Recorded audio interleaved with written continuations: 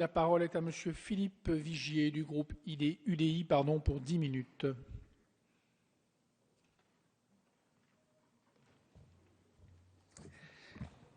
Merci Monsieur le Président, Madame la Ministre, Madame la Présidente de la Commission des Affaires sociales, mes chers collègues. La sécurité sanitaire du médicament est progressivement devenue un véritable impératif de santé publique, sous l'effet conjugué de drames sanitaires et humains et de la demande croissante de transparence de nos concitoyens. En 1991, le scandale du sang contaminé faisait voler en éclats la confiance aveugle du patient en la fiabilité de la médecine et contribuait à ouvrir dans la douleur le vaste chantier de la sécurité sanitaire. Les Français et les Françaises prennent alors subitement conscience qu'un accès facilité aux options thérapeutiques disponibles engage leur sécurité et les pouvoirs publics doivent prendre leurs responsabilités afin de garantir la santé des usagers. 20 ans après l'affaire du sang contaminé, le drame du Mediator, dont on estime qu'il pourrait être à l'origine de près de 2000 morts, vient démontrer que la sécurité sanitaire du médicament n'est toujours pas garantie et demande une vigilance permanente. Des failles subsistent et démontrent régulièrement que les mailles de notre filet sont encore trop larges pour empêcher que des risques jusqu'ici inédits ne se réalisent. L'incohérence de décisions du gouvernement sur le déremboursement des pilules de troisième génération et ses hésitations coupables, comme ça a été dit par Bérangère Poletti, sur la pilule Diane 35 en sont des exemples récents et marquants.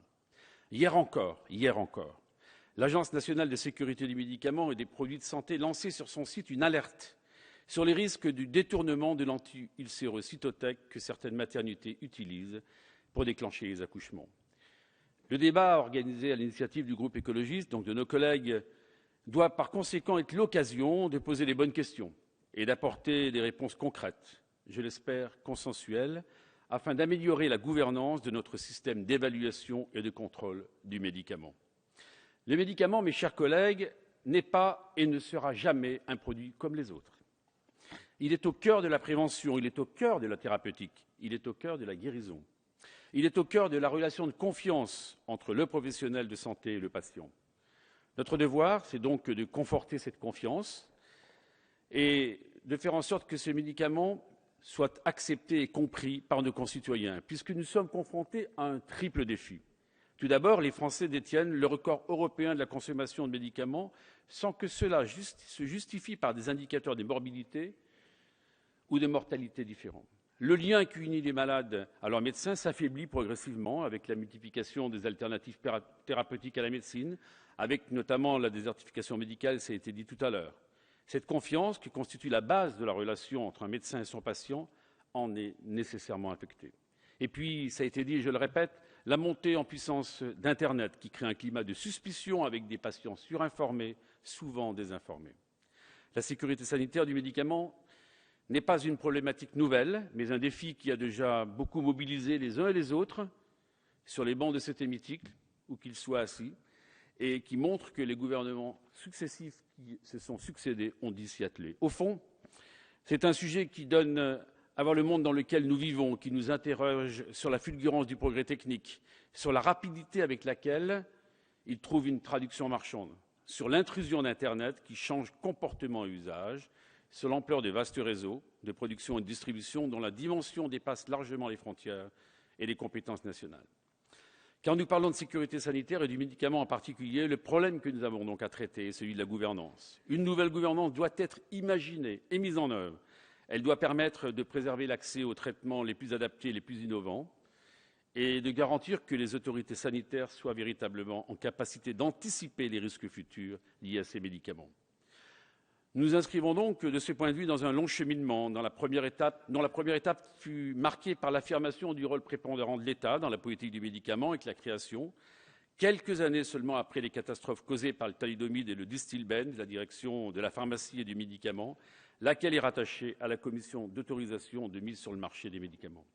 Adoptée suite au scandale du sang contaminé, la loi de janvier 1993, relative à la sécurité en matière de transfusion sanguine et de médicaments dessert l'emprise de l'État sur les décisions concernant la sécurité sanitaire du médicament. L'État délègue ainsi à cette époque une partie substantielle de ses prérogatives à une agence.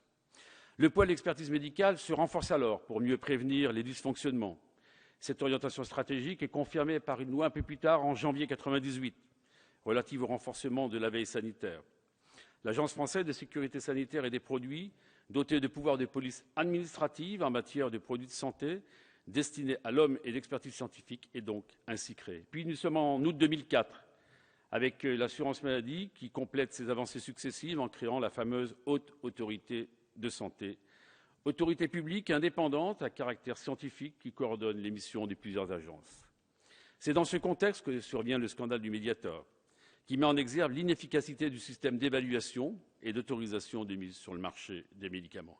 Et je rappelle, mes chers collègues, le rapport de l'IGAS de juin 2011, et qui montrait qu'il y avait des efforts considérables à accomplir. Alors, face à ce drame, le gouvernement précédent, Madame la Ministre, n'est pas resté les bras croisés, vous le savez.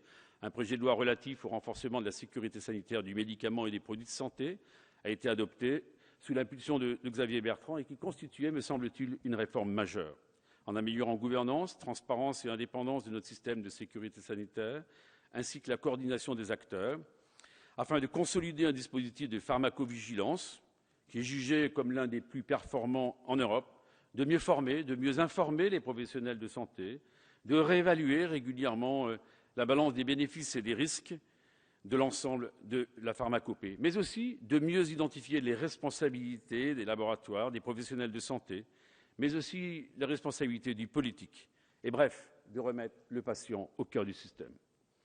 Cette réforme, chacun le sait, a permis de mettre plus de transparence au cœur de la sécurité sanitaire. Il appartient donc à l'ensemble de la représentation nationale de poursuivre le travail engagé avec cette réforme et d'assumer nos responsabilités. L'enjeu, vous l'avez compris, est vital et nous ne pouvons pas attendre. Nous ne pouvons pas nous permettre le statu quo alors que la santé des Françaises et des Français est en jeu. Dans cette perspective, le groupe UDI souhaite profiter de ce débat pour mettre sur la table quelques propositions. L'Agence du médicament, Madame la Ministre, a donné ces derniers temps la très désagréable impression d'être derrière les événements et non devant. Être derrière les événements est une cause importante d'accidents. Les pilotes, pour ceux qui connaissent la pratique aérienne, disent qu'avoir l'esprit derrière l'avion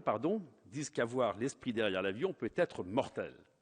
Les modalités de déclaration des différentes vigilances méritent par conséquent d'être simplifiées, méritent d'être unifiées pour rendre le système plus performant. J'ajoute qu'il me semble nécessaire que les autorités sanitaires puissent mieux contrôler et évaluer les prescriptions hors autorisation de mise sur le marché et, de manière générale, développer l'évaluation post-autorisation de mise sur le marché afin de circonscrire les risques susceptibles de survenir entre-temps. Gérard Bapt le disait, de toute façon, nous devons travailler dans un cadre européen parce qu'il ne peut pas y avoir d'autre cadre de fonctionnement et le cadre français est trop restreint. Le second point sur lequel je souhaite insister concerne l'expertise. Il n'est d'expertise que de femmes et d'hommes et chacun sait que l'expertise nécessite une gestion efficace des ressources humaines. Or, les agences nationales bénéficient d'un quasi-statut de personnel. En contrepartie, il apparaît nécessaire que des mobilités fonctionnelles soient mises en œuvre de façon positive. La politique des ressources humaines du ministère de la Santé et de ses agences en sera plus prospective et attentive, sera donc plus attentive aux enjeux de santé et de la sécurité des soins et à leur évolution constante.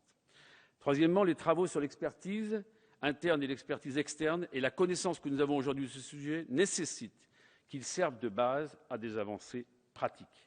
L'expertise interne est indépendante des fabricants. Dans le médicament, l'expertise interne à l'agence ne doit pas être concentrée sur la seule pharmacie et doit s'étendre à plus de médecins au sein de l'ANSM. Le quasi-statut permettrait de recrutement de médecins de valeur, ce qui permettrait d'enrichir l'expertise et d'en conforter la légitimité. Il me semble également que l'expertise externe mériterait d'être doublée sur les questions les plus importantes. Quatrièmement, la sincérité des rapports des pharmacovigilances des laboratoires pharmaceutiques ne peut plus se concevoir d'une manière restrictive sur la description exacte, ligne à ligne, des effets indésirables relevés pour les produits de santé. L'analyse des événements doit donc être complète, doit être sincère, et cette sincérité doit être régulièrement vérifiée ex post. Enfin, je veux souligner que tous les accidents sanitaires survenus récemment concernaient des médicaments dispensés sur prescription médicale. Le constat est donc clair. L'information objective des médecins est insuffisante à mes yeux et la formation médicale continue a pris un retard. Ce point est à nos yeux crucial. La sécurité du médicament, vous l'aurez compris, va de pair avec la sécurité prouvée des pratiques médicales des prescriptions. Le système que nous mettons en place dans notre Assemblée, en lien avec le Sénat pour la biologie médicale, repose avant tout sur l'évaluation par les pairs d'un système reconnu internationalement. Cette réflexion, qui avait débuté dans un cadre national avec la création de l'Haute Autorité de santé, mérite que nous réfléchissions à présent à un renforcement des modalités de qualité prouvées par des pratiques médicales. La prise du médicament sur prescription débute avec la prescription. Toutefois, soyons des bâtisseurs pragmatiques. Les exigences renforcées vis-à-vis des médecins vont de pair avec une reconnaissance de leur métier pour que les jeunes continuent à s'engager dans la profession. Nous avons donc besoin d'une réflexion large et cohérente. Dépenser mieux sans dépenser plus, avec une meilleure efficacité et une meilleure efficience, est aujourd'hui une nécessité de santé. Pour conclure, Monsieur le Président, je souhaite vous dire que le débat de ce jour, à mes yeux, est utile, indispensable, et que les propositions formulées par chacun des groupes parlementaires, et elles sont riches, puissent constituer une partie du socle autour duquel nous pourrons, ensemble, je l'espère, construire une sécurité sanitaire du médicament plus efficace. La santé des Françaises et des Français en dépend. Je vous remercie. Merci.